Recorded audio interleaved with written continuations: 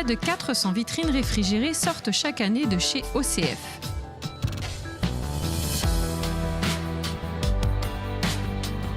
Implanté à Sigournay, Ouest Construction Frigorifique emploie 65 personnes qui œuvrent dans les 4000 m² d'ateliers pour un chiffre d'affaires de 8 millions d'euros en 2016, dont 15% sont réalisés à l'export.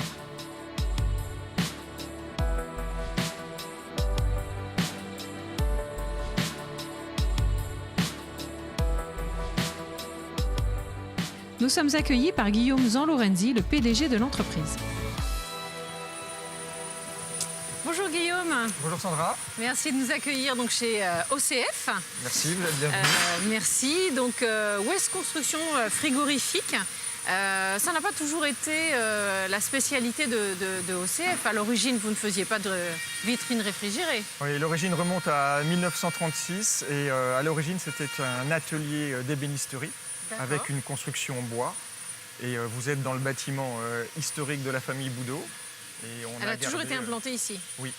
Oui, et nous avons gardé cette base pour la construction de nos vitrines réfrigérées.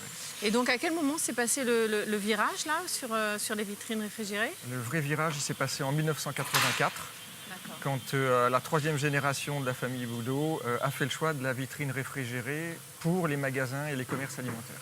Aujourd'hui, vous ne faites que ça? Aujourd'hui, on n'est que spécialisé dans la vitrine réfrigérée. Bon, alors les particularités d'OCF dans cette vitrine réfrigérée, c'est quoi? Parce que finalement, il s'agit d'avoir un frigoriste qui réfrigère la vitrine, mais pas que. Il y a plein de contraintes techniques et vous avez des particularités. Oui, la particularité, c'est d'être bon dans le métier de base. C'est la vitrine réfrigérée qui conserve bien sans dessécher les produits de nos artisans. Oui. Et nous, le virage qu'on a pris il y a maintenant 5-6 ans, c'est de déplacer un peu le cœur du métier, c'est se servir de la vitrine réfrigérée pour beaucoup valoriser les produits de nos clients et les aider à mieux vendre. D'accord, donc ça c'est votre patte à vous, parce que vous n'êtes pas menuisier de métier. Non, ça c'est notre patte. On travaille sur la valorisation pour aider nos commerçants à vendre. Et c'est sur cette voie-là qu'aujourd'hui on fait notre croissance. Ouais, donc quelque part c'est un petit peu moins technique, peut-être un petit peu plus esthétique ou commercial finalement comme argument pour vous vis-à-vis de vos clients. Oui.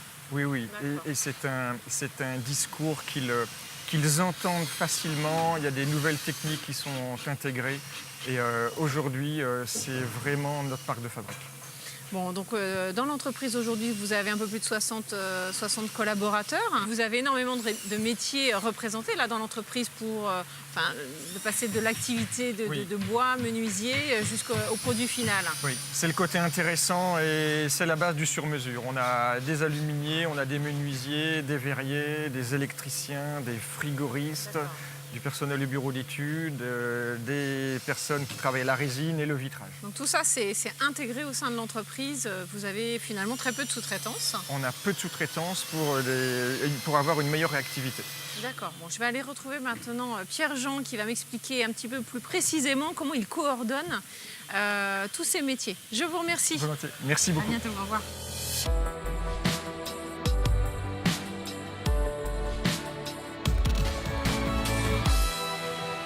Bonjour Pierre-Jean. Bonjour Sandra.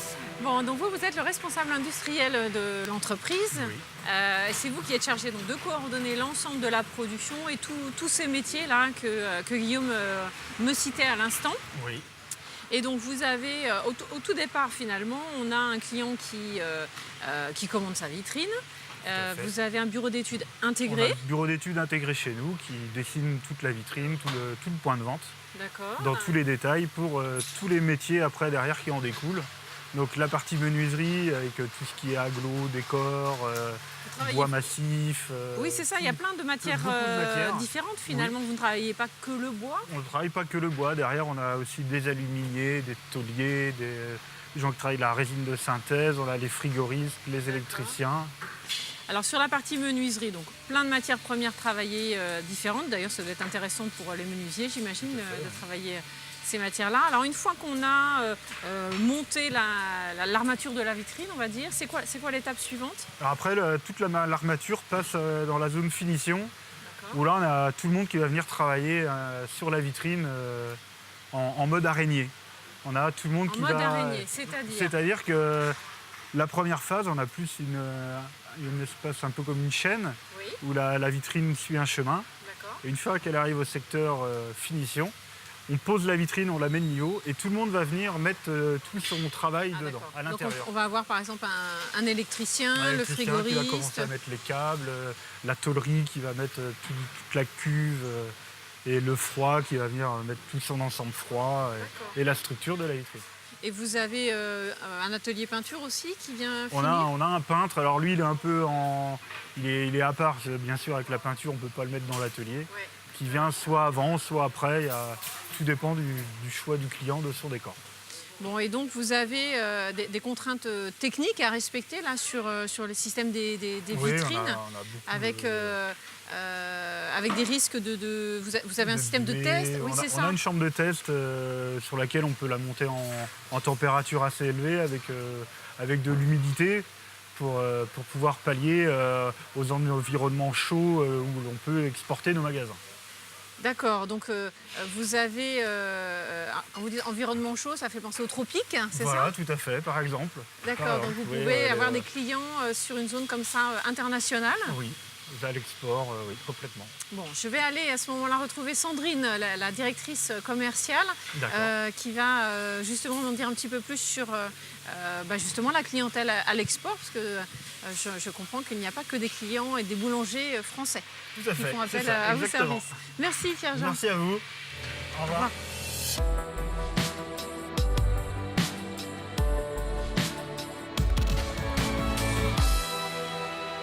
Bonjour Sandrine. Bonjour Sandra. Donc vous êtes directrice commerciale de l'entreprise. Donc Pierre-Jean évoquait juste à l'instant que vous aviez un développement qui se passait sous les tropiques. Ça fait un peu rêver. Dites-nous tout. Oui, entre autres sur les tropiques et puis sur d'autres pays également. Mais c'est vrai que sur les tropiques, pour nous, c'est important parce que de par la conception de nos vitrines, on a une isolation très très importante et on est équipé d'un désembuage justement qui permet de ne pas avoir de buée et qui permet une visibilité totale sur le produit.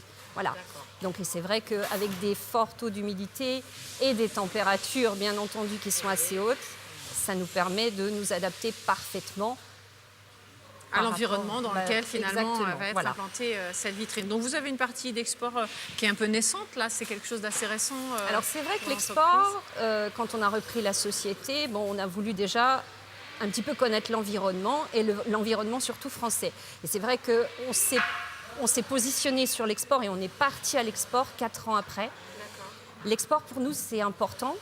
C'est important parce que la France c'est un petit marché finalement et l'export nous permet aussi de voir d'autres besoins. D'avoir des perspectives de développement. Voilà, et puis de s'adapter aussi à une demande qui est particulière, voilà, et puis un autre marché bien sûr qui est beaucoup plus vaste. Donc, c'est Effectivement. vrai. Alors, à l'export, comme en France, finalement, vos clients sont principalement des boulangers, des pâtissiers. La clientèle est très importante puisqu'on travaille avec les boulangers, les pâtissiers. Oui. On travaille beaucoup avec des pâtissiers chocolatiers également. Boucherie, charcuterie, bien sûr, traiteurs.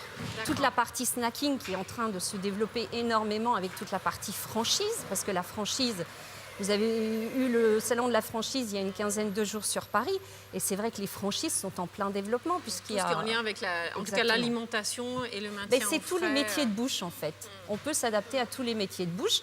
Et on a un nouveau développement de marché également, qui est l'hôtellerie. Oui, alors ça, c'est assez récent également. C'est votre diversification. Alors oui, c'est vrai que c'est un travail qu'on a commencé, où on est bien parti il y a 2 ans. On s'est posé la question, voilà, les clients sont de plus en plus exigeants. Oui. Et nos clients sont de plus en plus exigeants, essayent de trouver d'autres moyens d'attirer leur clientèle, bien sûr, et de répondre à leurs besoins. Donc c'est vrai que l'hôtellerie haut de gamme, Donc vous avez des clients d'hôtels de luxe, de grand luxe. alors ça c'est un nouveau secteur de marché. Hein. Voilà, on commence depuis 1 an réellement, mais le développement s'est fait il y a 2 ans auparavant. Donc ces demandes sont très particulières parce qu'on est loin finalement du boulanger Oui. client Oui, classique, oui, on va dire chez OCF. Donc les attentes d'un hôtel, c'est quoi exactement? Eh ben, c'est aller vers le client et pouvoir répondre à tous ses besoins, à tous Un ses exemple caprices, on va dire. Un exemple. Eh ben, vous êtes au bord de la piscine, par exemple, vous êtes sur votre chaise longue. Une bonne idée. Voilà. Et ben, nous, on vient avec notre chariot qui est complètement autonome puisqu'on est sur batterie, hein, c'est sur des batteries lithium, et qui est complètement autonome. Et on vient, c'est complètement réfrigéré, on est à 4 degrés en température. On n'a pas la rallonge électrique qui traîne Ah non, derrière non, le non, chariot. non, justement, on est complètement pour avoir, autonome. finalement, un Et produit en plus, frais. on est rechargeable. Donc, on a une autonomie de 10 heures de temps. Donc, vous pouvez vous trimballer autour de la piscine autant que vous voulez. Ou vous pouvez aller aussi dans la chambre si quelqu'un a un caprice à 2 heures du matin et veut avoir tout un assortiment de desserts. Voilà, c'est possible D'accord, aussi. d'accord. Donc c'est finalement cette clientèle qui pousse à l'innovation. Ben, c'est vrai En l'occurrence, que- sur justement ce travail sur batterie. Là.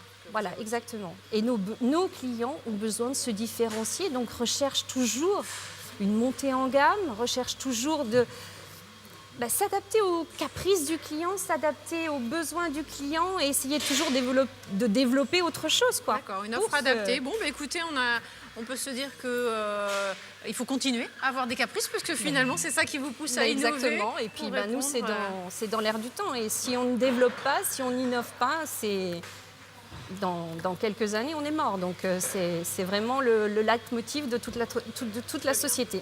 Voilà. Bon, très bien. Je vous remercie beaucoup, Mais c'est Sandrine. moi qui vous remercie. Bonne fin de journée. Merci, au revoir. Au revoir.